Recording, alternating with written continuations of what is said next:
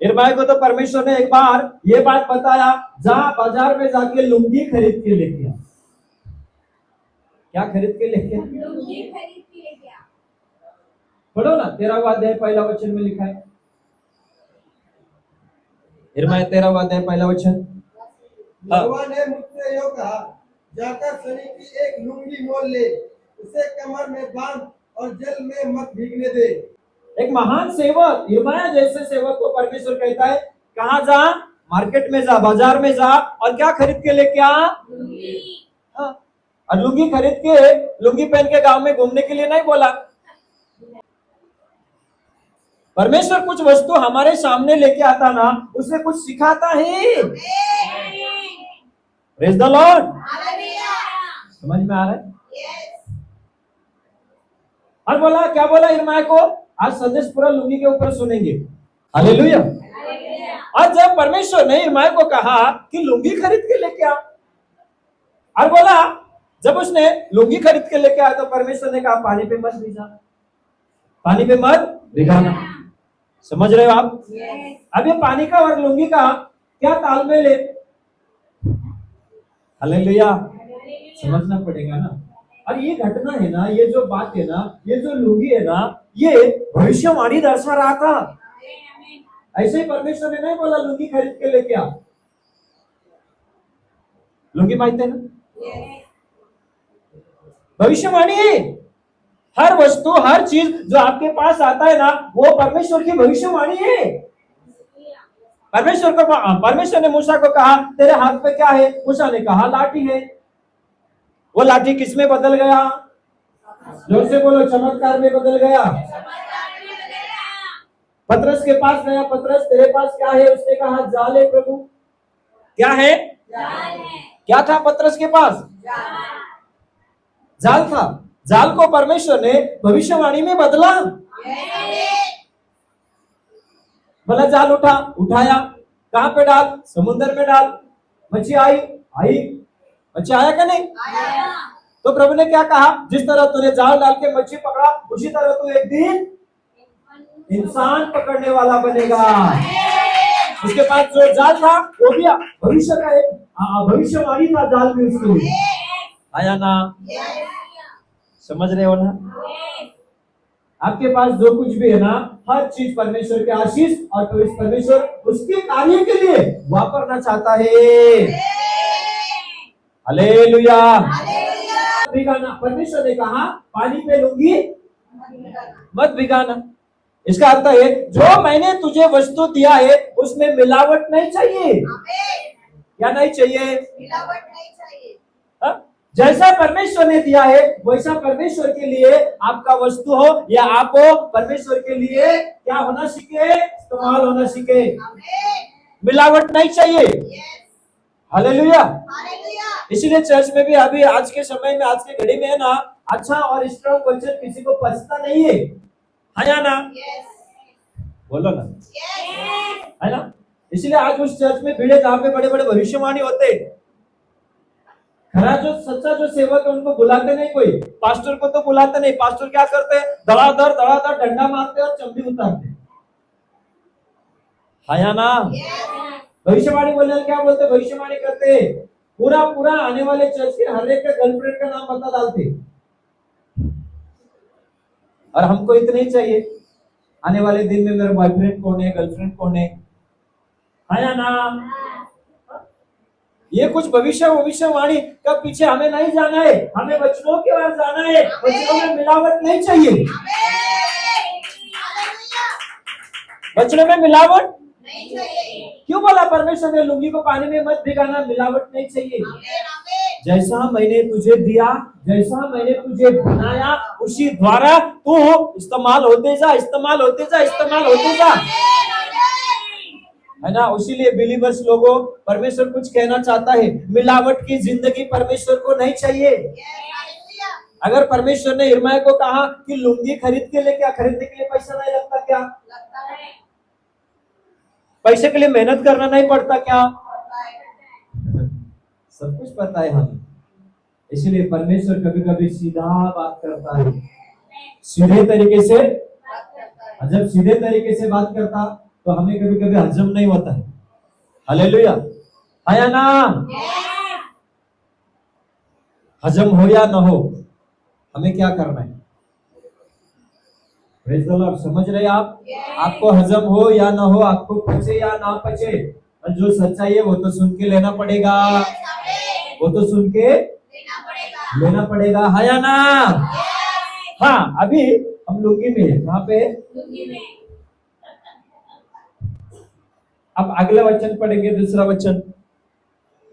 तब मैंने एक लुंगी मोल ली, लेकर यहोवा के वचन के अनुसार अपनी कमर में बांध ली। अब लुंगी कहाँ पे बांधते? कमर के नीचे पूरा ढकते ना, और उसने कमर में कमर बंद बांध के बांधा। समझ रहे हो आप? कितने लोग समझ रहे? उसको पास जब लुंगी दिया ना, लुंगी पहन के घूम नहीं रहा था गाँव में। लुंगी को पूरा पूरा, देखो इधर, लुंगी को पूरा पूरा घड़ी करके यहाँ पे कमर पे उसने बांधा हुआ था। पूरा नीचे तक लुंगी नहीं था। कुछ प्रकटीकरण आपको समझना पड़ेगा। जब नीचे तलक पहनेंगे तो वो लुंगी मैले हो जाएंगे ना, और मैल हुआ वस्तु परमेश्वर कभी वापरता नहीं है, ये भी ध्यान में रखना पड़ेगा। मैल हुए या गंदा वस्तु परमेश्वर कभी वापरता ही नहीं।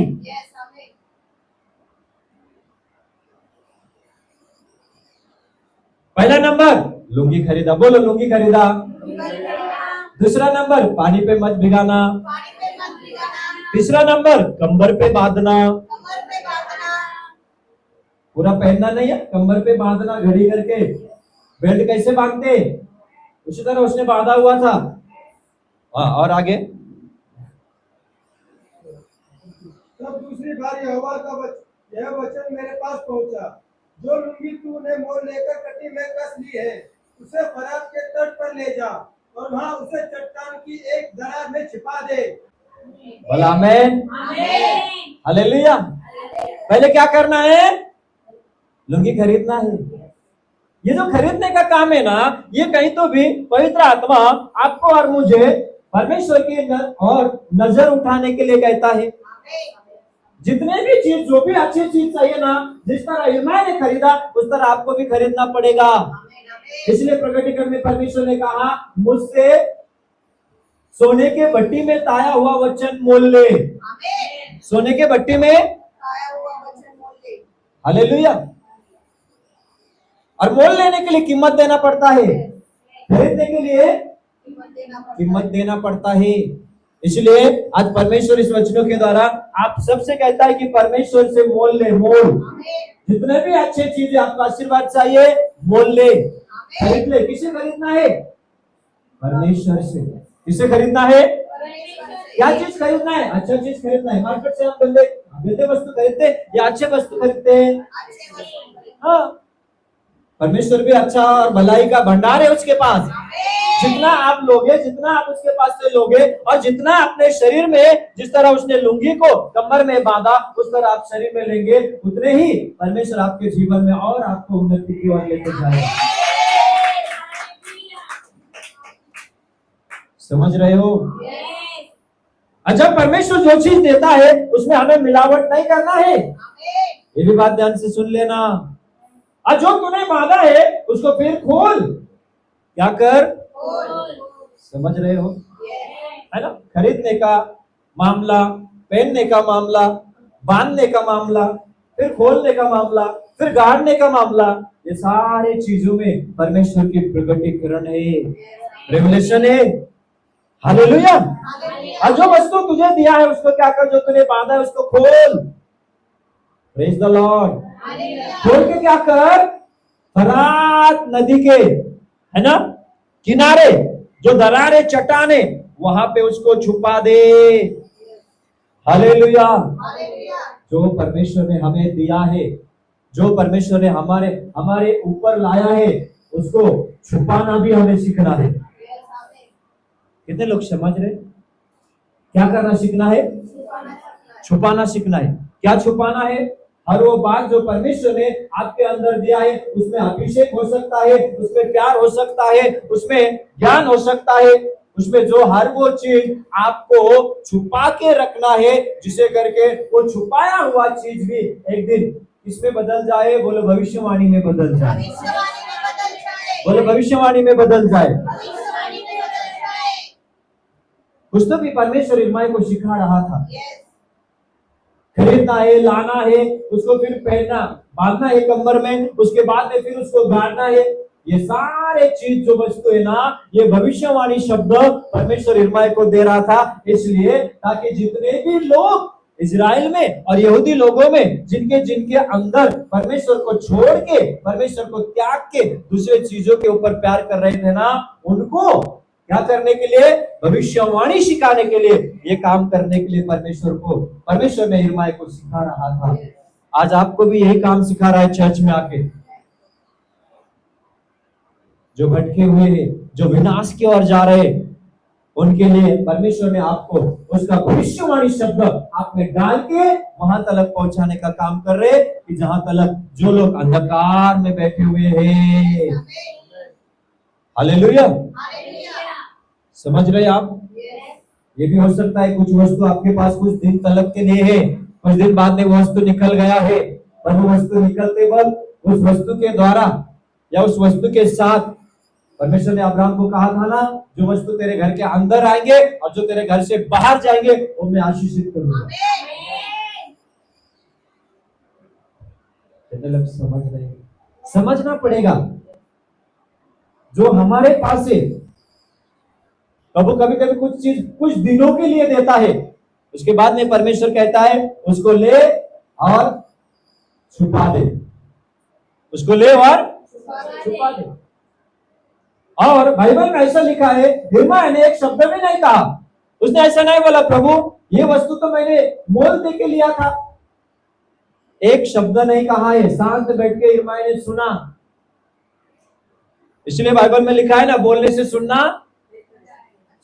बोलो जरा जोर से, बोलने से सुनना अच्छा। जो व्यक्ति सुनता है ना, उसके जीवन में परमेश्वर हमेशा काम करता है।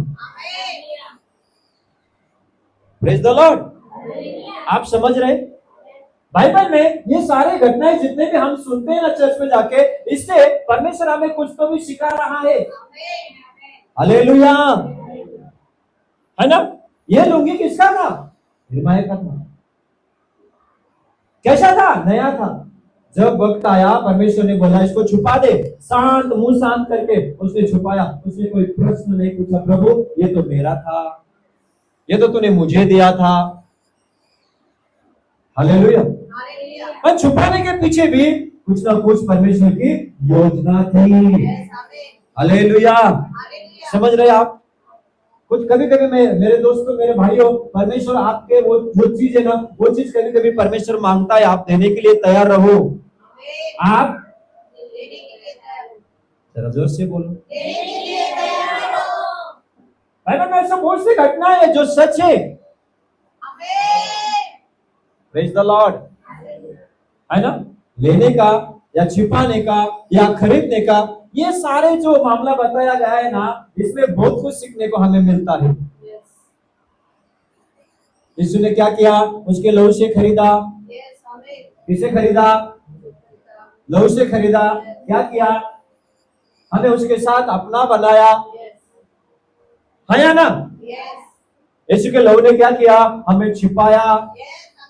कहाँ छिपाया? उसके सुरक्षित जगह में छिपाया।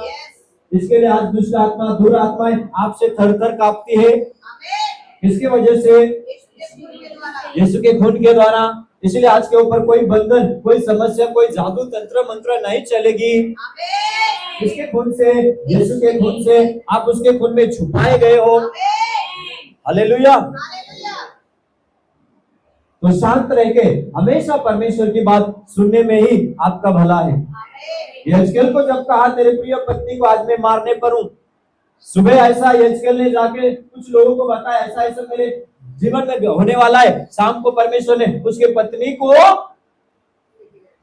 लेके गया या बुला लिया, या परमेश्वर ने उसका प्राण छीन लिया।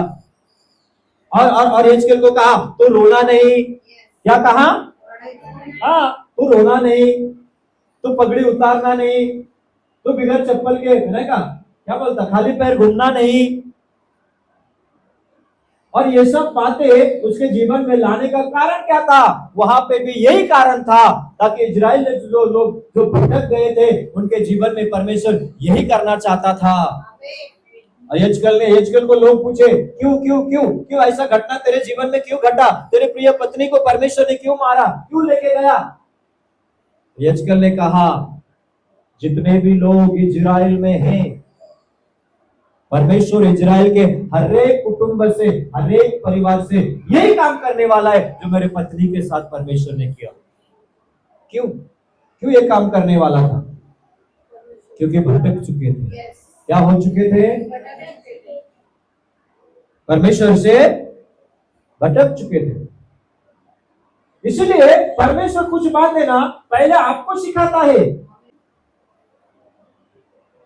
कभी कभी परमेश्वर उदाहरण दे के बात करते हैं, कभी कभी परमेश्वर कुछ वस्तु को लाके बात करते हैं। जिस तरह यिर्मयाह को परमेश्वर लुंगी को सामने लाके बात कर रहा था, पतरस के पास जो जाल था उस जाल को सामने लेके बात करवा रहा था। हालेलुया। मूसा के पास लाठी था, लाठी को लेके बात करवा रहा था। हाया ना, हाया ना। तो आज परमेश्वर कुछ घटना, कुछ बात, कुछ कार्य हमारे जीवन में करता है ना, उसके द्वारा ये आने वाले जो समय है उस समय में किसी का तो भी उद्धार हो, किसी का तो भी। कितने लोग समझ रहे? इसलिए जितने भी विश्वासी प्रभु के पास आते हैं उनके लिए ठोकर के कारण कभी मत बनो। अपने बाजू वाले को प्यार से बोलो, ठोकर का कारण मत बनो। है या ना? तो पास्टर ठोकर का कारण बना तो क्या होता है? प्रभु न करे एक दिन गले में चक्की बांध के समुद्र में डाल दें। आया ना? ये बाइबल में लिखा हुआ है। इसलिए हमेशा मैं चर्च में सिखाता हूं, एक दूसरे का आदर करो, एक दूसरे के लिए सम्मानित काम करो, एक दूसरे को प्रोत्साहन दो। समझ रहे हो आप? जब इजराइल लोग भटक चुके थे तो परमेश्वर ने सबसे पहले यिर्मयाह को बोला कि एक लुंगी खरीद के लेके आ। समझ में आ रहा? और जब यिर्मयाह कुछ समय बाद में परमेश्वर ने फिर बोला, जो लुंगी तूने फरात नाम जो नदी है उसके दरार पे, चट्टान के दरार में जो छुपाया था उसको जाके निकाल ले। क्या बोला? निकाल ले। और जब उसने वो छुपाया हुआ या गाड़ा हुआ जो लुंगी है वो निकाला तो वो पूरा क्या हो चुका था? खराब और टुकड़े टुकड़े हो गया था। लुंगी के कपड़ा जो है वो फाट चुका था। हाँ, जब तक मैंने तुम्हें अनुग्रह दिया है, तुमसे प्यार किया है, जब तक मेरा खून का कवच तुम्हारे ऊपर है, तब तक तुम अगर नहीं सुधरे तो परमेश्वर ने कहा जिस तरह लुंगी का हाल हुआ उस तरह मैं तुम्हारा भी कर दूंगा। कितने लोग समझ रहे? जिस तरह लुंगी का, जिस तरह कपड़े का हाल होता है गाड़ने के बाद कुछ साल बाद में मिट्टी में, तो उसी तरह तुम्हारा हाल मैं कर दूंगा। परमेश्वर की वचन है। इसलिए हम अपने आप को हमेशा वचनों के द्वारा जांचें, चेक करें, है ना? हाथ पाए सब कुछ परमेश्वर ने हमें सुंदर दिया है। होठ मुंह इतना सुंदर दिया है ताकि हम इसमें परमेश्वर की महिमा करें। इसलिए बाइबल में लिखा हुआ है नीति सूत्र 18:21 में, जो अपने मुंह को, जो अपने जीभ को काम में लाना जानता है वो उसका प्रतिफल भोगेगा। मुंह और जीभ काम में लाना जानता है वो उसका प्रतिफल भोगेगा।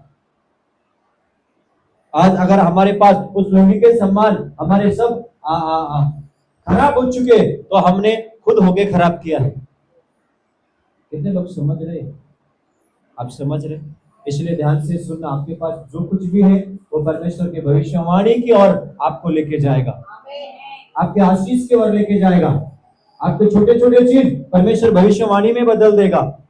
भविष्यवाणी करने के लिए परमेश्वर नहीं कह रहा है, आपका सब कुछ भविष्यवाणी का आधार पे आपका जीवन, आपका वस्तु भविष्यवाणी के आधार रूप में घटित है, चल रहा है। इसलिए किसी के कुछ चीजों में टेंशन लेने के लिए जरूरत नहीं। जो आपके पास है वही आशीषित है, वही वस्तु, वही चीज परमेश्वर के आशीष से या भविष्यवाणी शब्द में परमेश्वर लेके जा रहा है। आपको विश्वास रख के शांत रह के प्रभु के पास और प्रभु के साथ चलना होगा।